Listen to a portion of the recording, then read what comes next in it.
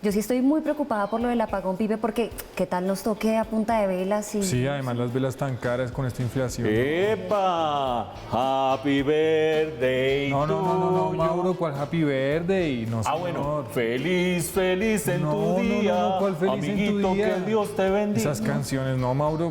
¿Pero ¿de qué es lo que estás están hablando? haciendo con esta vela? No, Mauricio, no estamos celebrando nada, sino estamos preocupados porque tal vez regrese el gran apagón, que vino hace 30 años, pero ahora no sabemos. Apagón, ¿pero quién habló de Esa es nuestra apagón? preocupación realmente, Mauro. Pero el apagón, ¿están diciendo ustedes como todos los demás que de pronto viene el apagón? Sí. Pues me parece buen tema. Analicemos si hay riesgo de apagón o no con lo que está pasando con el sector eléctrico. Pero les tengo más temas. El que tenga un apagón desde el punto de vista laboral, Karen tiene una solución. Bueno, Así es, Mauricio y Pipe, les cuento que hay 100 vacantes de marketing digital abiertas para las personas que les guste todo el tema de redes sociales y de generación de contenido. Y hablando de prosperidad económica, yo les tengo una entrevista con Altero. A que no saben qué es Altero. Altero es una empresa colombiana que está proyectándose en toda América Latina para reciclaje de baterías con muy buenas perspectivas.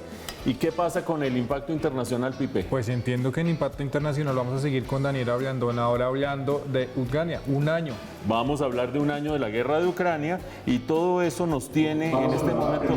Ah, bueno, hagámosle pues.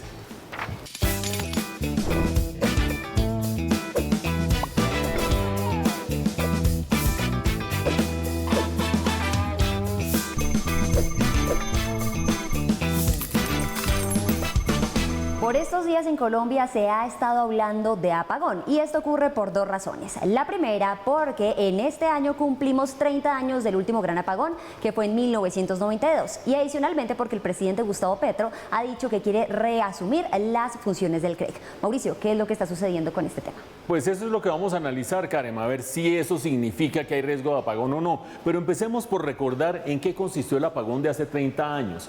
Estamos hablando de un racionamiento de energía entre el 2 de mayo de 1992 y el 7 de febrero de 1993. Muy largo ese racionamiento de energía. En ciudades como Bogotá, eso significó racionamientos de 9 horas diarias, pero en lugares como San Andrés significó hasta 16 horas diarias de racionamiento de energía. Tanto así que hubo que inventarse una hora distinta en el territorio nacional, la hora Gaviria, que se adelantó en una hora el horario para aprovechar la luz del día, Pipe.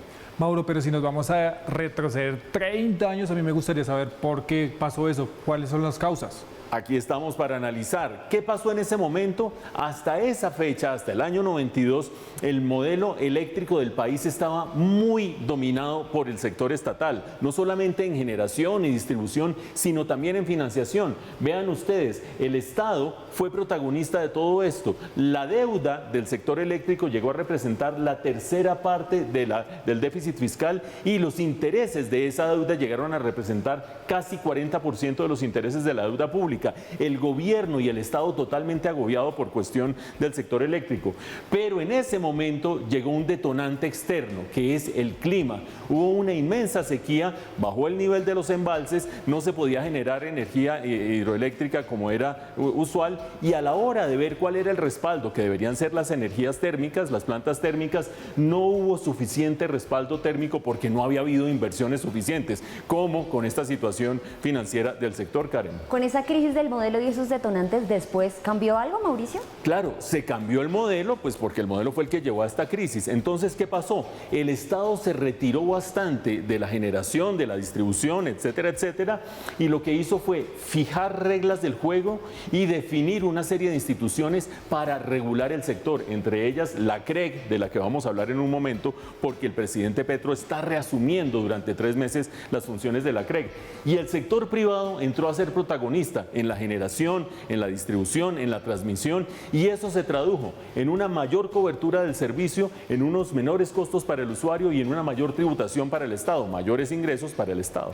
Mauro, pero a ver, la verdad yo he escuchado todo esto, pero yo quiero ver los datos. ¿Dónde están los datos? Bueno, sí, vale la pena mirar un poco los datos para justificar lo que estamos diciendo. La cobertura, vean ustedes, porcentaje de hogares con acceso al servicio, año 95, un poquito más de 75% de los hogares colombianos, va subiendo con el nuevo modelo va subiendo y ya estamos en unos niveles que superan el 95% de los hogares colombianos con cobertura de servicio eléctrico. Eso en cobertura. En costos, ¿qué ha venido pasando? Pues han venido descendiendo sobre todo en los últimos años. ¿Qué es esto? El gasto familiar en electricidad como porcentaje de un salario mínimo para el estrato 4. Vean ustedes el descenso de los últimos años, quiere decir mayor cobertura, menor costo para los hogares. ¿Y las finanzas públicas qué? Pues veamos exactamente cuánto va aportando en este caso el sector eléctrico a las finanzas públicas. Año 2019 un poco más de 5 billones, año 2020 un poco más de 5 billones, año 2021 un poco más de 7 billones. Si la reforma tributaria del año pasado representó 20 billones de pesos, vean la importancia que tiene el sector eléctrico para las finanzas públicas, Karen. Mauricio, si nos situamos nuevamente en el año 2023, el presidente dice quiero reasumir esas funciones de la CREC. ¿Esto qué implica? Pues significa que de muchas funciones hay una en concreto que tiene a los analistas con la lupa encima y es la que dice establecer fórmulas para la fijación de las tarifas de los servicios públicos y señalar cuándo hay suficiente competencia como para que la fijación de las tarifas sea libre. Es decir, el tema clave, las tarifas de los servicios públicos. El temor de los analistas es que si el presidente interviene en las tarifas de manera discrecional, vuelve y se revierte todo porque no hay suficiente inversión privada, porque no hay suficiente participación privada, porque se desaniman los capitales y volvemos a un modelo que puede generar deficiencias, Karen. Justamente para profundizar sobre las perspectivas y también las implicaciones de esta decisión, tenemos conectada en Impacto Económico a María del Pilar López, quien es profesora de Economía de la Universidad de los Andes.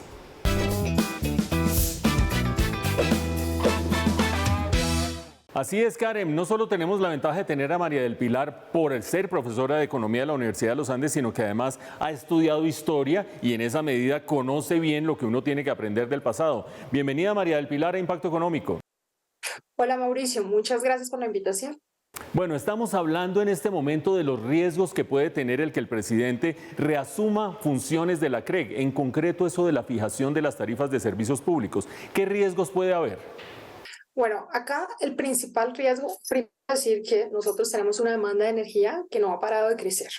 Cuando tenemos una demanda que aumenta y aumenta, el principal riesgo es reducir la inversión que se necesita para aumentar la oferta de energía de largo plazo y que de hecho se ponga en riesgo también la oferta de energía de corto plazo. Entonces, asumir funciones de la CREC puede llevar a que, por ejemplo, los criterios con los que se fijan los precios no sean definidos de una manera técnica con los estudios que están detrás, donde los precios de mercado, por ejemplo, están incorporando diversos factores de riesgo y rentabilidad. De esta forma, si esto no se cubre ni siquiera costos ni hay rentabilidad, va a generar unos incentivos muy malos para la inversión, una inversión que se necesita, haciendo que la oferta de energía en el mediano y en el largo plazo no vaya a ser suficiente. Y adicionalmente, no solamente es el tema de costos y rentabilidad, sino que esto también señaliza problemas de inestabilidad jurídica y unas reglas de juego poco claras que van a llevar a una falta de confianza que es clave para aumentar la inversión y atraer la inversión. Esos argumentos lucen bastante sólidos. Si no hay buena remuneración, no hay buena inversión y si no hay buena inversión, pues no hay capacidad de generación, transmisión, distribución. Pero hay gente que nos oye, por ejemplo, en la costa atlántica y dice, si vieran cómo me han subido a mí las cuentas de la energía en los últimos meses. ¿No tiene sentido intervenir las tarifas en algunos segmentos del mercado donde los incrementos han sido desmesurados, María del Pilar? Bueno, la situación de la costa Caribe es muy particular. Es claro que los precios de mercados están muy altos, que el servicio de energía no está funcionando como funciona en otras regiones y que los costos también son muy altos. Pero la historia de la costa Caribe es muy particular. En el 2016, bajo el gobierno de Santos, que intentó intervenir Electricaribe, buscó vender esta operación a un privado. Sin embargo, nuevamente, este negocio no fue muy atractivo, porque, digamos, la empresa que agarrara esta operación tendría que asumir, digamos, pasivos pensionales, tendría que comprometerse a inversiones en infraestructura que estaba bastante deteriorada y también, digamos, a corregir todas estas conexiones ilegales que se presentan en la costa. Esto hacía que el negocio tuviera muchísimos riesgos. Entonces, no hubo mucho interés por parte del sector privado. ¿Qué pasó? En el 2018, Duque intentó, digamos, cambiar un poquito estas condiciones para que la prestación del servicio de energía en la costa Caribe fuera más rentable para las empresas privadas que pudieran estar potencialmente interesadas en este negocio. De esta manera lo que hizo fue, uno, asumir el costo pensional y dos, y esto es lo clave, estableció un régimen tarifario especial. En el cobro que se da por kilovatio se tienen en cuenta diferentes variables, ¿no? Entonces, como mencionabas, generación, transmisión, restricciones, pérdida, distribución, comercialización. Y lo que tiene realmente más afectado en la costa Caribe, el precio es el concepto de pérdida, que es básicamente fallas en infraestructura y robos de energía que se están cobrando. Los usuarios en la costa Caribe están pagando más por estas pérdidas que, por ejemplo, por la generación o distribución de energía. Entonces, vamos, fijar el valor de la tarifa, que es lo que se está pensando, uno puede implicar que el Estado tenga que asumir, de hecho, lo que las empresas dejen de ganar, porque ya se pactó algo con estas empresas y si se le cambian las reglas de juego, el Estado tendría que reconocer a las empresas lo que están dejando de recibir. Igualmente, se debe pensar que hay una infraestructura, las fallas en el servicio es parte también por la falta de infraestructura y la falta de inversión. En la costa Caribe se requiere alta inversión que la va a hacer el sector privado, el sector público realmente no está en condiciones para eso. Bueno, y finalmente, como para redondear, ¿de qué puede depender que estemos cerca de un apagón o no, María del Pilar?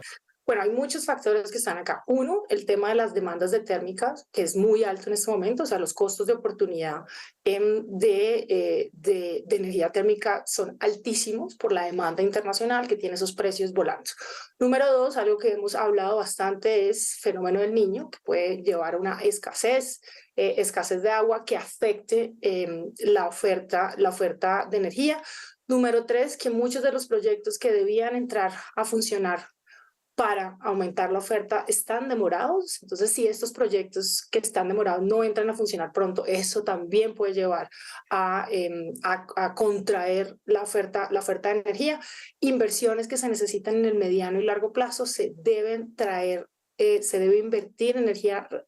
De nuevo, insistir en que la demanda sigue creciendo y la oferta debe crecer al mismo ritmo, incluyendo, por ejemplo, riesgos como aumento en el costo de oportunidad de energía térmica o fenómenos del Niño. Entonces, todos estos factores afectan la oferta y pueden reducirla, y esto puede llevar potencialmente a un apagón. Bueno, ahí está el punto de vista experto de María del Pilar López, profesora de Economía de la Universidad de los Andes, arrojándonos literalmente luz sobre esta situación que preocupa a muchos colombianos con la proximidad o probabilidad de que tengamos un apagón próximamente. Muchas gracias, María del Pilar, por haber estado en Impacto Económico. Gracias, Mauricio, por la invitación.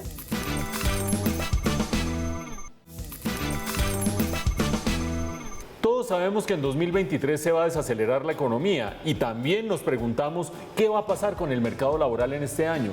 Pipe, parando bolas, hermano. Sí, Mauro, pero es que hay un amigo que me escribe que no tiene trabajo, que le ayude a conseguir. Pues si no tiene trabajo, que lo busque en marketing digital, porque el 80% de las personas que lo buscan en esta área lo encuentran. De hecho, en este momento hay 100 vacantes en marketing digital abiertas para que las personas pues apliquen y tengan trabajo. Buscando empleo en marketing digital, la nota de Karen. Hay 65.75 millones de teléfonos conectados en Colombia. Es decir, cada colombiano posee en promedio 1.2 celulares según Digital 22 Global Overview Report. Esta hiperconectividad hace que las empresas generen cada vez más estrategias de marketing digital y que, por supuesto, cada vez más estos puestos sean demandados. En este momento existen oportunidades laborales en el sector para Colombia. Así, quienes quieran desenvolverse en el marketing digital ahora lo podrán hacer aplicando a vacantes que están disponibles. Y esto puede hacerse desde el computador o desde cualquier dispositivo móvil. El 80% de las personas que estudian marketing digital logran encontrar un trabajo. Esto según un reporte del Observatorio Laboral de la Educación. Esta profesión sin duda se ha vuelto primordial en las empresas. Publicis Global Delivery, de hecho, abrió 100 posiciones en Colombia y también en Costa Rica para trabajar de manera remota, apoyando la administración y también la implementación de campañas digitales para clientes del grupo, localizados en diferentes partes del mundo. Publicis Global Delivery es una unidad del grupo Publicis. Esta empresa se dedica a brindar soluciones en tecnología, desarrollo de soluciones digitales, sitios web, aplicaciones y software, entre otros. Los invitamos a aplicar a nuestras diferentes vacantes que tenemos en el área de marketing digital, donde van a poder desempeñarse en las áreas de social, tag, programmatic, media tradicional y demás que hacen parte de las estrategias a nivel mundial. ¿Cómo van a poder aplicar a estas vacantes? Ingresando a nuestras plataformas digitales como PGT-Latam y también aplicando las convocatorias por medio de medios locales. Así que los invitamos a vivir experiencias multiculturales llenas de bienestar, beneficios de la mano de Publicis Global Delivery. Para ingresar debemos dirigirnos al enlace que está apareciendo en pantalla. Aquí nos van a dar las descripciones sobre el cargo, las características para la selección, habilidades claves con las que debemos contar y adicionalmente todos los beneficios que nos da Publicis Group. Le damos clic en Estoy interesado y nos lleva a un formulario para completar nuestra información. Incluso tiene un espacio para contar algo más sobre nosotros y enviarlo al director de selección. Todo este proceso es 100% digital. Una de las características de estos trabajos es que pueden ser ejecutados de manera remota y con horarios flexibles. Algunos puestos de trabajo relacionados a marketing digital son el manejo de redes sociales, creación de contenido, posicionamiento en motores de búsqueda, medición y análisis de datos y gestión de proyectos, entre otros. Estos son los cargos más posicionados en marketing digital a la fecha, junto con lo que se gana en promedio al mes. Community Manager 1.600.000, Content Manager 1.800.000, E-Commerce Manager 2.200.000, Especialista en SEO 2.300.000, Director de Marketing Digital 3.500.000 y Project Manager 7 millones.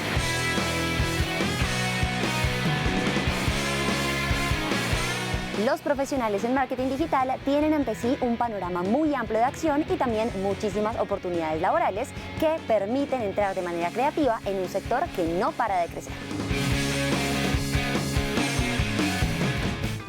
Cuando uno tiene un teléfono celular dice, ¿cómo se van a reciclar esas baterías? ¿Qué dirían ustedes si les contara que una colombiana sabe cómo reciclar baterías como no se hace en ninguna parte del mundo y que otro colombiano se la encontró y arrancaron un proyecto que hoy tiene proyección en América Latina? No se pierda la historia de Altero cuando regresemos de comerciales.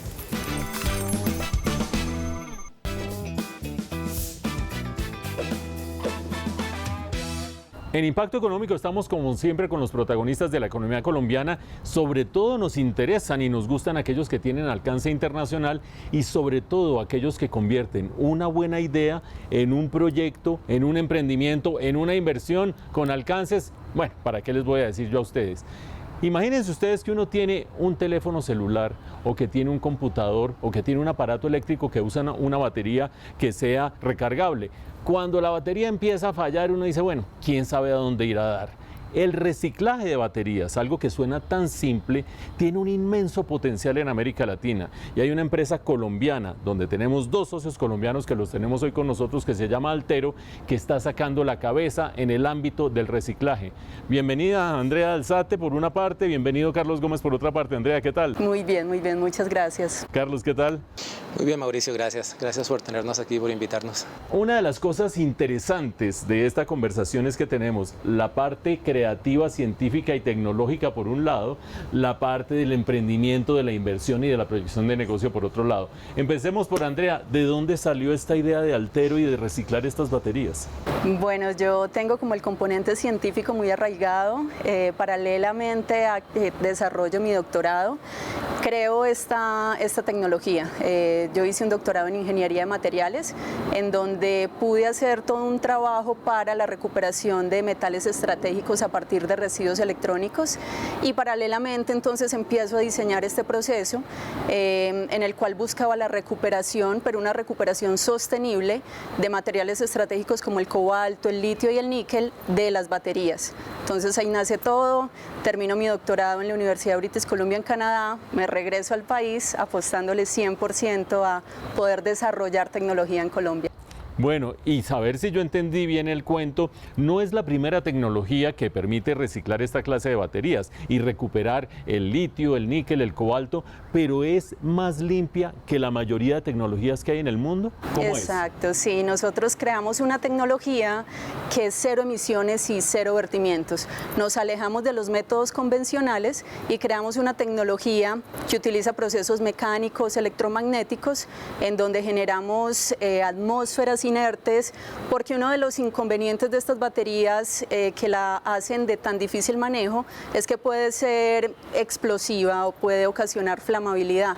Nosotros controlamos todo eso con un método que no utiliza ni agua, ni químicos, ni grandes cantidades de energía. Entonces ese es el diferencial, que está completamente enfocada a la sostenibilidad y a la protección del medio ambiente.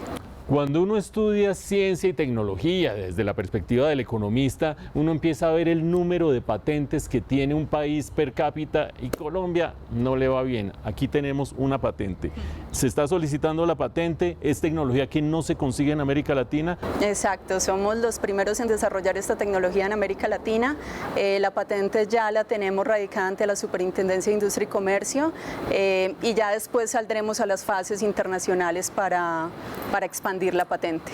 Bueno, pero de las salidas internacionales de Andrea, una de ellas se cruzó con otro colombiano que está en el sector, pero resulta que estaba buscando proyectos de inversión y no se conocían. Carlos, ¿cómo fue ese encuentro? ¿Cómo es el estado del arte en temas de reciclaje de baterías y por qué el interés en Altero y en Andrea? Bueno, yo hice parte de un desarrollo muy parecido en Norteamérica en un momento en que la industria de reciclaje de las baterías era bastante inmaduro y logramos llegar a una madurez bastante fuerte, pero noté esa diferencia en Latinoamérica, no existía algo parecido, existe el material, existe el potencial, pero no existía la tecnología y mucho menos la inversión en Latinoamérica. Entonces ahí es cuando empiezo a buscar esta oportunidad de negocio en Latinoamérica y bueno, nos cruzamos con Andrea en una conferencia, hicimos muy buena química y arrancamos con el proyecto el año pasado, llevamos aproximadamente 6-7 meses en este proceso y la verdad que nos ha ido bastante bien, ya estamos pasando a la siguiente etapa donde queremos empezar a buscar oportunidades de expansión en la América Latina. Hay una cosa muy interesante para alguien que es lego como yo en estas materias y es que todo esto sucede en un contenedor marítimo, es decir, es una cosa prácticamente desde el punto de vista industrial portátil. Se podría llevar a Sao Paulo, se podría llevar a Buenos Aires,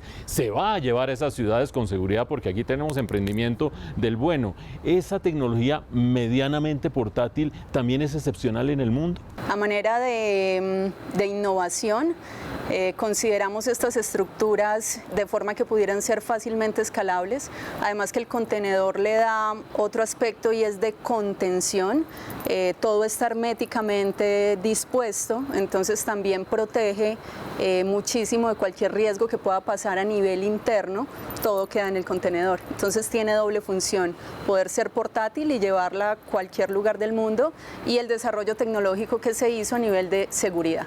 Bueno, tienen la tecnología, tienen la patente en curso, tienen la licencia ambiental, tienen el empuje, mejor dicho, ¿cómo se ven en 10 años, Altero? Bueno, no, o sea, esto es un sueño y el propósito es muy grande, ¿cierto? Porque aquí estamos demostrando que esta tecnología y estos procesos se pueden hacer en armonía con el medio ambiente y nos vemos con una planta de Altero en cada país o en cada ciudad del mundo, empezando por la expansión en Latinoamérica. Un caso maravilloso, Altero, con dos figuras claves. Por una parte, la científica Andrea Alzate. Por otra parte, el inversionista Carlos Gómez. Dos colombianos que se encuentran por casualidad en Estados Unidos y arrancan el emprendimiento en Colombia con proyección latinoamericana. Muchas gracias, Andrea, por haber estado en Impacto Económico. Gracias, Carlos. Gracias, Mauricio. Y mucha suerte. Gracias.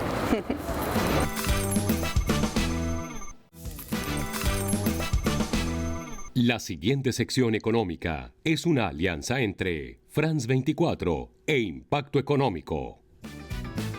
Y en esta sección habitual de Impacto Internacional que tenemos junto con France 24, vamos a cubrir el hecho internacional de estos días, que es ni más ni menos que la guerra en Ucrania. Y para ello tenemos, como siempre, la colaboración de Daniela Blandón, nuestra colega de France 24. Hola, Daniela. Hola, Mauricio, muchas gracias por la invitación. ¿Te parece si arrancamos poniendo un poquito de contexto de lo que ha sucedido en este año? Primero desde el punto de vista del control. ¿Quién tiene el control de la guerra? Vean ustedes, en marzo del año pasado Rusia logró el mayor avance sobre territorio ucraniano, más o menos la cuarta parte de territorio ucraniano en manos de Rusia. Al final del año pasado se reequilibró la balanza, Ucrania recuperó más o menos la mitad de ese territorio. ¿Gracias a quién? Vean ustedes cómo ha sido la ayuda de Occidente. Ha venido creciendo mes tras mes. Aquí están todos los meses que constituyen ese conflicto, un gráfico tomado de la revista The Economist que muestra a las claras la participación de la comunidad internacional en este conflicto. ¿Principalmente de quién? Vean quiénes son los grandes aportantes en esta guerra desde el punto de vista de Occidente. Estados Unidos y muy atrás, otra serie de países. En ese contexto militar de este año, ¿qué ha pasado con la economía, Daniela? Pues mira, llevamos un año con precios altísimos, una inflación que se ha mantenido obstinadamente alta en todo el mundo debido a que hay que ver a Rusia y a Ucrania como grandes despensas agrícolas del mundo. También Rusia, un gran exportador de petróleo, esto ha afectado mucho la economía, generó una crisis energética en Europa que era su principal comprador de gas y de petróleo y también generó una crisis alimentaria. Según el Programa Mundial de Alimentos, hay hoy 345 millones de personas en el mundo con grave escasez de alimentos, no tienen con qué alimentarse y de ese total unos 47 millones son consecuencia de la guerra en Ucrania como efecto dominó. Bueno, ahí están el problema energético por una parte, el problema alimentario por otra parte y detrás de esto una guerra que no parece parar. Pero ¿será que la economía va a seguir sufriendo esos problemas? Inflación, crisis de alimentos, crisis energética, ¿o hay caminos hacia adelante para irse acomodando a la nueva realidad? Lo cierto es que los precios en los países ya han venido bajando, esto gracias también a que primero los gobiernos se han metido la mano al drill, han puesto dinero en los bolsillos de los ciudadanos, pero adicionalmente también los bancos centrales están poniendo de su parte.